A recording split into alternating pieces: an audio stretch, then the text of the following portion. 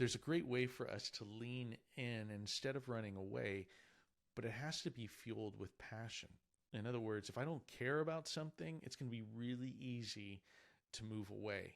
And all of my growth, listen, all of my growth has come as a result of pain, difficulty, persistence, frankly, stubbornness, and just an unwillingness to walk away.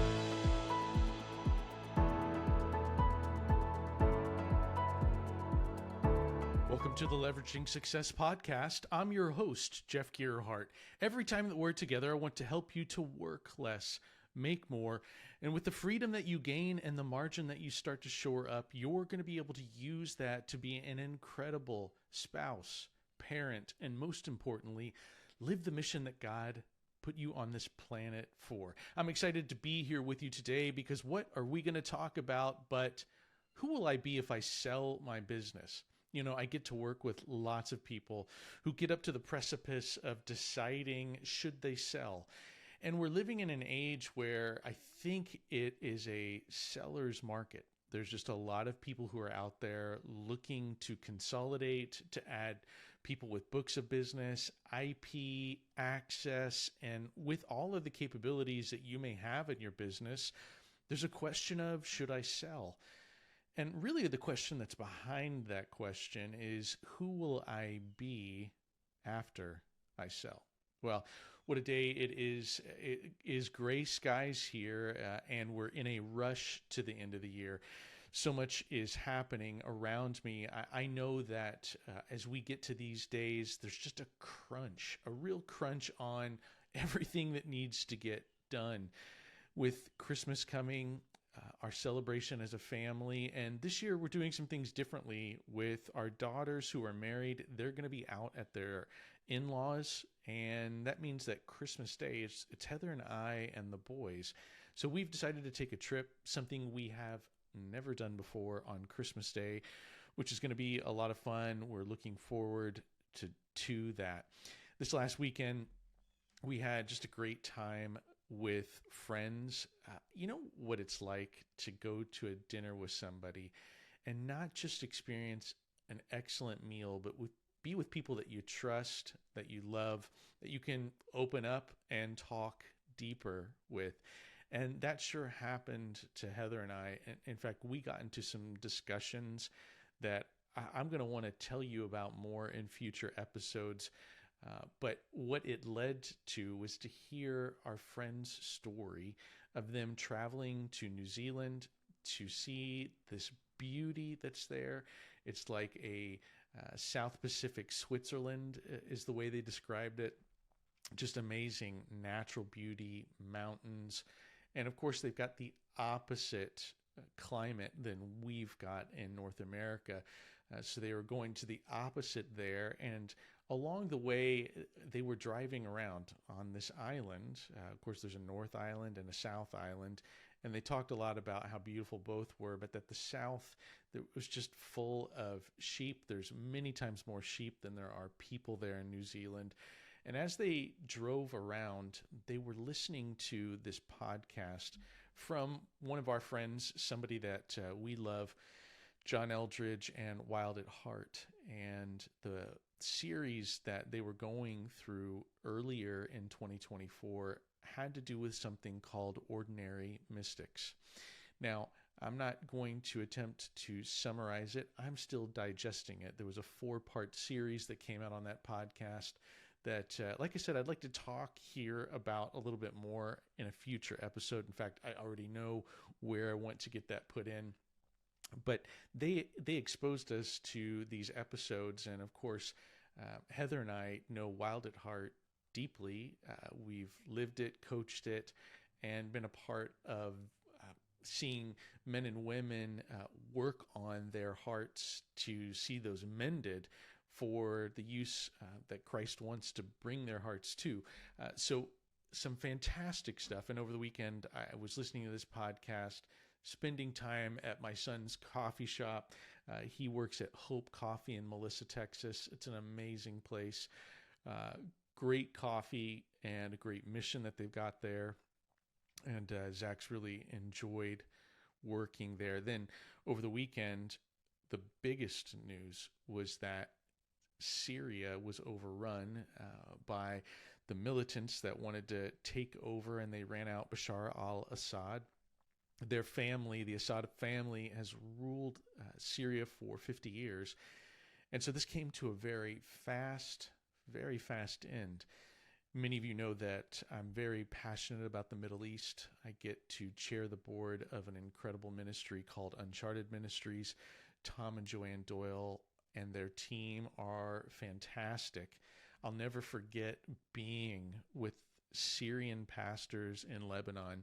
We had brought them out to pray with them, to encourage them, give them a retreat. And while we were there, we had this amazing moment. We were sitting in this auditorium, and here I am. I'm the only English speaker in the room except for a translator. And the translator gave me headphones with which he was translating from Arabic to English so that I could understand everything that was going on around me. But we're in this amphitheater, and I'm remembering I wasn't the only English speaker there. There was a small group of us, but we weren't talking. We were just sitting, listening to an intimate discussion of these Syrian pastors that love Jesus. And they are Syrians, to be clear. These aren't Westerners from some other place. They are Syrians that love Jesus, that are pastoring these churches. And so they were coming around dealing with the questions of what should we do. Now, civil war has been going on in Syria for the better part of a decade, or now longer than a decade. And so we're sitting in this room, and I'm listening to these pastors, and one pastor got up and he said, "Brothers, it was just a month ago that my son saw a militant jump the wall at his private school, come in and shoot the teacher and leave. And my son looked as his teacher was dying in this traumatic scenario.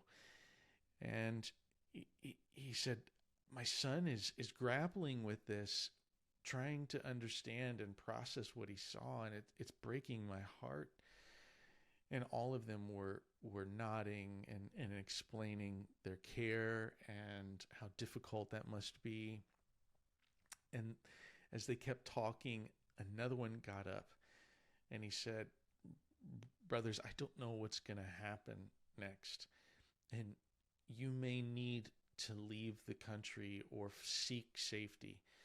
But as for me, I've decided that I'm staying here and that I'm going to die for Jesus."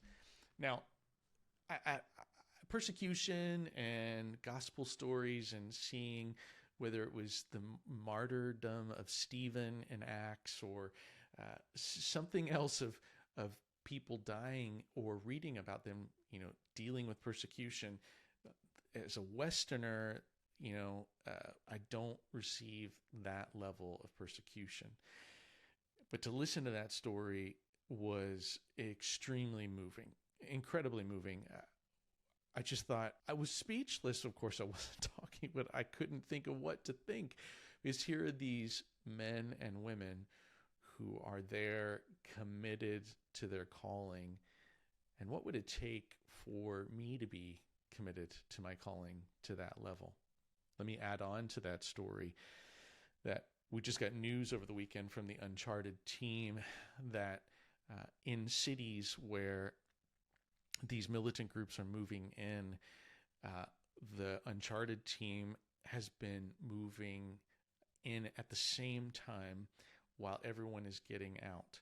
So there's a big city in Syria that the militants were moving towards over the weekend. And as they're moving towards it, our team was going in with the gospel, working to speak to whoever was there and left, and to care for people that were under extreme circumstances. And they were told, hey, you've got 30 minutes and they're going to be here. And they moved in, and there has been an incredible outpouring. For security and safety's sake, I just simply say that there have been hundreds of people come to Christ in these crisis moments. that are going on right now. And may I encourage you to pray for the church in Syria. You know, all of these people that are coming in, they say things like, we're going to let the Christians stay and function, but that hasn't been the past there. That's not the history of these folks that are moving in. And so there's a good amount of chance that they are going to persecute them and attempt to forcibly convert them to Islam. So the challenges that are happening in Syria are very, very real. Keep them in mind. Be praying for them. It's a tight time. It's an incredible time where, as we see the crush of persecution, that's when Christ shines brightest. It's in this darkness that happens. And I have to say that in our lives and our difficulties, I have found that my challenges that I don't run away from, that I stay involved in, they've been the ones where I've seen Jesus show up. Now, I want to encourage you as you're thinking about, what am I called to? What am I passionate about? That source of passion is so important, because if you're not passionate about something, when it gets difficult, it's going to be very easy to pull the ripcord and get out of there. And there's plenty of reasons for these Syrians to have moved, traveled for safety while they're in the crush of what's coming. And when we feel that in our lives, there's a great way for us to lean in instead of running away, but it has to be fueled with passion. In other words, if I don't care about something, it's going to be really easy to move away. And all of my growth has come as a result of pain, difficulty, persistence, frankly, stubbornness, and just an unwillingness to walk away. Now, there are clearly moments where we need to know when to quit and when time is up. But often in comfortable churches, in safe spaces in the West, those gods of comfort and safety call us out of difficulty way too fast, and we let our fears override us. So as you hear these stories, as I hear these stories of what's going on in Syria, pray, but also consider the opportunity with which you find the passion to stay in your own challenges while you move into the thing that God built you for. All right, today's episode is all around, who will I be if I sell my business? Now, I get to work with clients that have this question because there are people that are pursuing their businesses. Some of these are foreign big corporations that are eyeing them and saying, this is too sweet an opportunity for us to not make an offer you won't refuse. And so the money starts to confuse as well, because that number gets really, really high. Now, I can tell you, I have not personally sold a business. My jump out moment was the selling of all of my options and shares to liquidate that position in my corporate life so that I could capitalize my consulting private life that led me into an entrepreneurial startup. So my experience with this is different in its mechanics, but that the essence of it is all the same. And I've experienced these same feelings, because as you start to define yourself, or if you've allowed yourself to be defined by your business and your title and who people think you are, and that you think that that's your identity, that needs to be examined, because you're going to be moving to a new identity if you were to sell the business. Now, with all that's happening, a new administration that's coming in, tariffs being proposed, consolidation happening all over the place, there's a real big question around what's the future look like, and is this the perfect moment to make the sale? But as I said earlier in the open, the bigger question is, who will I be when the business is gone? You see, that business is gone is going to leave a hole, perhaps quite possibly 40, 60, 80, I don't know how many hours a week you're spending in that business. And even when you're not physically there, the amount of mind share it's got when you're on the outside, you may be feeling to yourself, that's just too important. It's more important than the money. I want you to take a moment to work in the space of the possible. As I've been able to coach some guys recently, what we do is get into some unconstrained thoughts. And of course, design and dreaming is free. It only costs you the time and the calories in your brain to dream a little bit. So what if we were to dream a little bit and say, why might God be presenting me this opportunity right now? Is this my opportunity to get off the exit ramp before the curve turns down again? If you're familiar with sigmoid curves or S curves, I'm drawing it with my finger here on the screen, you understand that as we got something started new, there was a dip. You invest in a business, you build a business, you're waiting, and then it starts to take off. And the time period that it takes off is that we're watching all this growth, and we think for a moment, we hope it'll never end. The wiser part of us says it will end at some point. We have to decide what we're going to do as it crests the top and starts to go down again. Will I look to reinvent the past to make it grow and start over again? Or will I look at the point in the curve where I exit what I'm doing and allow it to go on without me to start my next curve into what I'm being called into? And so we have to consider the entrances and exits. And when I think about entrances and exits, exits are ones where if you miss it, someone escorts you out. What I mean by that is a simple example. You're at a party, everyone's there, and you're having such a good time. The food is amazing. The people are wonderful. Everyone's laughing, enjoying themselves, but you're not noticing that people are calling it an evening, and you're staying, yucking it up with everyone. And while you're there talking between the parties that are there and enjoying, you're not realizing that the host is ready for you to leave. And at some point, the host could do something passive aggressive, perhaps, and turn off the lights or just go to bed, and you realize we're the only ones here. The host is gone.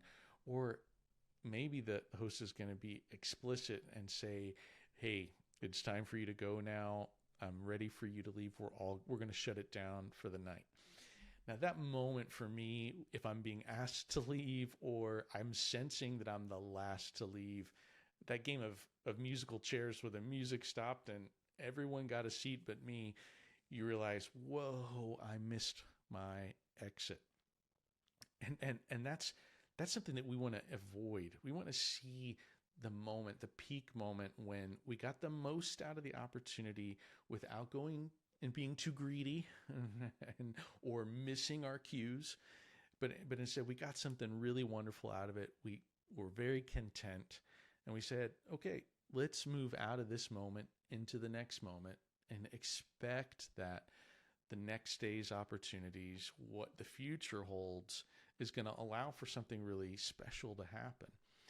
Now, getting into that special opportunity is one where we have to think about, okay, if I'm going to leave now, am I willing to trust what comes next? Well, I don't want you to leave it solely to trust and hope. Certainly, our God is someone we can put our trust and hope in, but I also want you to develop a compelling picture of the future. You see, like I told you earlier about passion, if I don't have something passionately pushing me to where I go next, I'm going to be rudderless, aimless, and that's what we're thinking is going to be the outcome if we were to sell our businesses. So what if we were to instead start to dream and stay with me? This is unconstrained thoughts. Are going to dream about who you could be in the future. Is it possible that you'll do the same business or same industry vertical again somewhere, somehow? Absolutely. Your expertise, wisdom, it's just too great of a leverageable asset for you not to use it in some way. How needs to be determined, and quite possibly one of two things is going to happen in this business sale.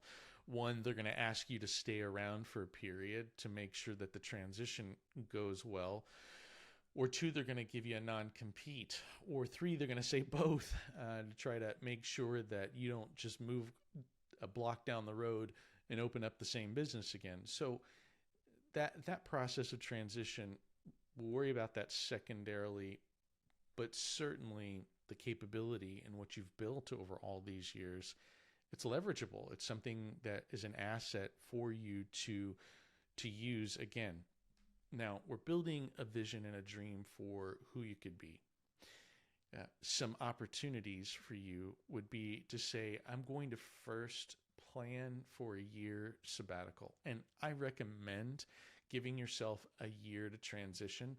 You might even consider longer, but give yourself a year to allow for what is finished to be done and for you to take the time to re-envision who you'll be, to discover the answers of that next thing.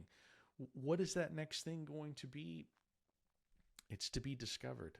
And it's not something that you get to necessarily map out. In fact, I'll tell you that if you've got it all mapped out the moment you exit the business, quite possibly you're just going to relive the past over again. But if you're trying to build the next level of you, then this is what you want to do, is plan for a year. Now, in the previous episode, I talked to you about the 3 mountains that you want to handle, you want to go after: success, significance, and legacy. Now, having nailed down success, to build a life of significance, it doesn't come just auto-magically. I'm not going to get to say, I know exactly where I'm going to go next, but you're committed to go up that significance mountain. That reminds me of a story. I got to spend a lot of time in Tokyo in my professional life. It's a beautiful place. And one of the stories that was told to me was about a group of young people who were traveling up Mount Fuji. Now, traveling up Mount Fuji is a spiritual rite of passage that people in Japan consider it's something they should do at least once in their life. And this group of young Westerners were going up the mountain. Now, what you should understand about this mountain is that the weather can change really fast. The weather that's at the bottom is not the same as at the top, as any sort of grand hiking can have in terms of challenges. And so they are going up this mountain, and about halfway up, they're at a rest stop, and they notice a bunch of elderly Japanese people. And so one of them spoke English and struck up a conversation with this Westerner. And the Westerner says, how are you doing this? I mean, there's a lot of danger here. You could get in a lot of trouble if the rains or the snows or winds, you could get really stuck in a bad place. How are you doing this?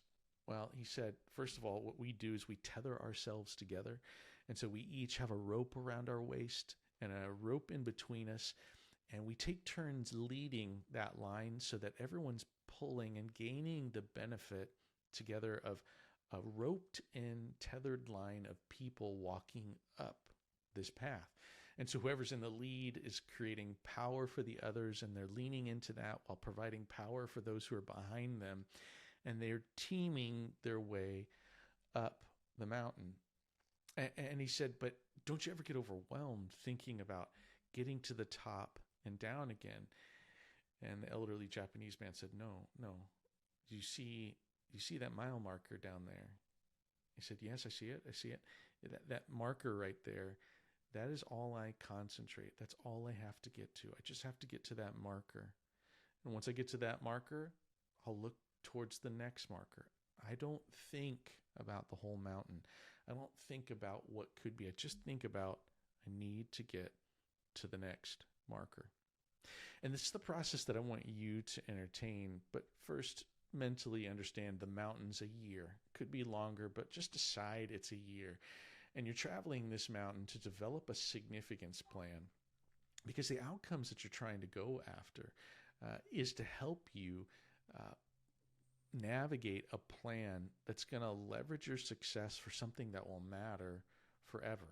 Now, the next thing I'm going to suggest to you, at first suggested that you take 1 year. The second thing is that you get a coach. You need a sounding board. You need someone who will come alongside of you and help you to push through on an agenda to build something meaningful. Now, having someone that's trusted that comes alongside of you, they don't exactly have to have your exact experience. They simply have to know the way to the top and down again, so that the other side of the mountain, you're walking out with a certainty that you know what you need. Now, as I coach men and women who are going through this kind of transitionary process, the first thing that I tell them is to build balance. Now, by that, and I'm going to break this down in future episodes. In fact, this is going to be a series of episodes to help you consider this process. As you start to build balance, this first stage, you're working from the inside out. You're building the power core of you, the self-discovery, the inward-looking work, the work with God, the work with the trusted people in your life. The work to get more wisdom and reasoning channels and learning, and the work on your body and the health and the energy that you're going to need to be able to go to where God's inviting you next. So we want to talk about balance and strength as the first stage of growing. And then I want you to build calendar controls. You need to have rules of engagement that help you to decide who gets to be on my calendar. When do they get to be on my calendar? What am I going to say no to? What am I going to say yes to? And how am I going to protect that time? I know of a good friend who went through this process, and he left the country for 2 years. And while he was there, he got a pretty incredible discovery.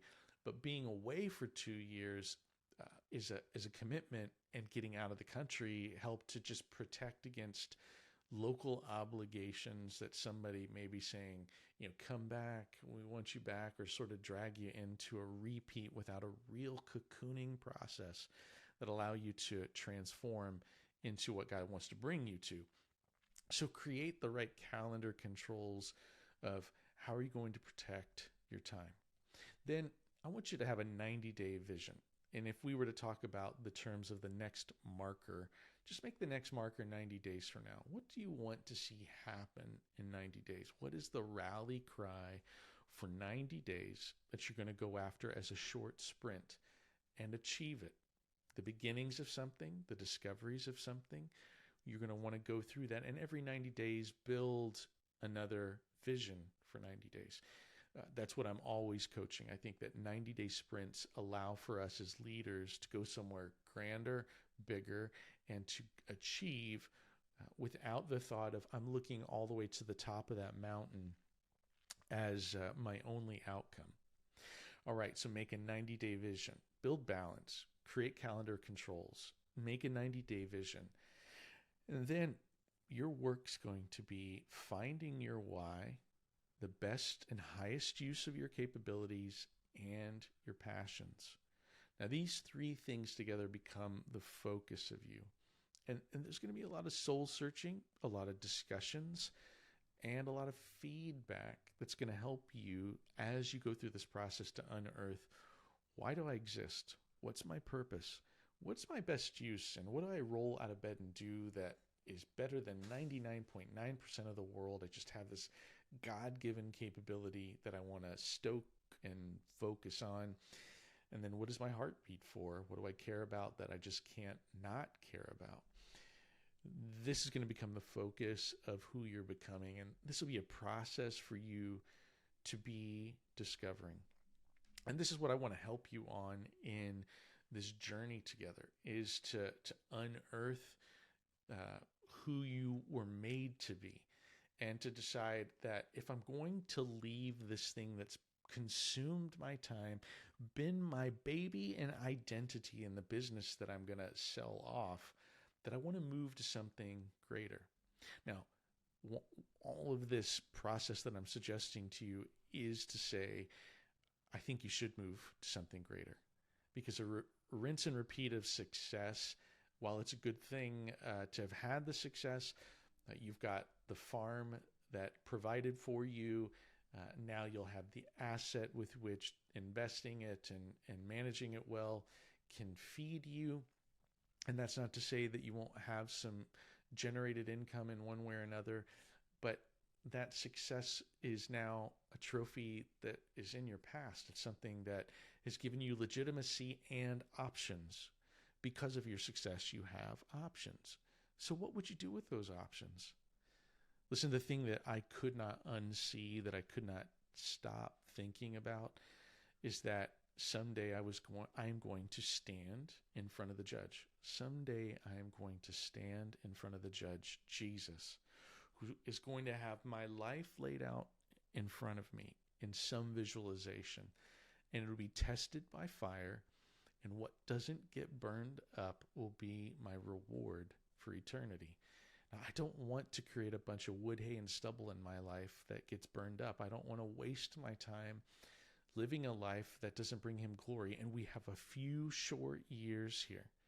60, 70, 80, I don't know. Maybe less, maybe more. But whatever those years are, by now you're realizing how fast they're going by. We're here at the end of another year. How fast did this one go by?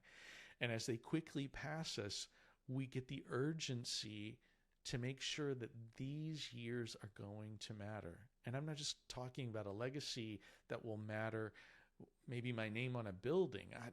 I'm talking about a legacy of stories that we're going to tell forever and ever and ever. That'll be reviewed and celebrated because of the fruit that came from what we did with our lives. And to do something that will matter to Jesus, to God, to everyone in eternity is what I'm after.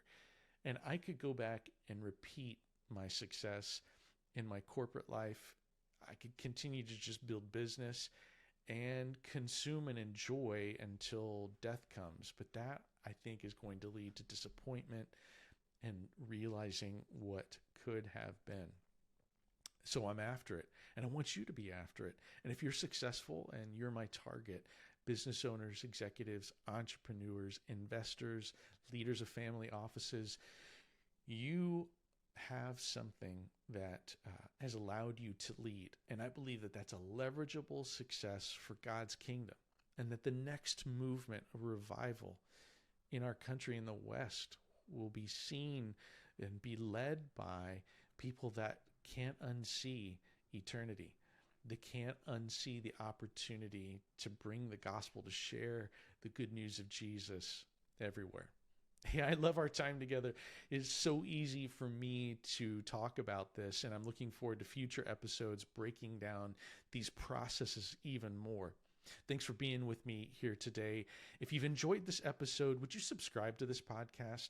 And if you're on YouTube watching this, would you hit notify me, hit that bell so that you'll get notified every time we drop a new episode? And what I love to do is to get your feedback. So email me directly, jeff@leveragingsuccesspodcast.com. Send me your questions. Tell me what you're thinking about. I got another one this week, an interaction, and I enjoy those. So those interactions are something that I want to help coach you. I want to give you the opportunity to leverage that. Also, in the notes is an opportunity that's really special and it's new. It's called the Life Balance Assessment. At Priority Living, we are offering this life balance assessment as a way with which to look at how much strength do you have in your platform today. That eternal platform, the platform of you. Where are you at? And use that. And if you'd like, we can interact with your results. I'd be happy to interact with you as a result of you going through that form. And we'll talk more about what does it mean to live with a lot of balance and strength to build an incredible life. Hey, I've enjoyed being with you here, leveraging your success and using the success that you've had to build a significant life that will matter forever. I'm Jeff Gerhardt, host of Leveraging Success. Until next time, God bless you.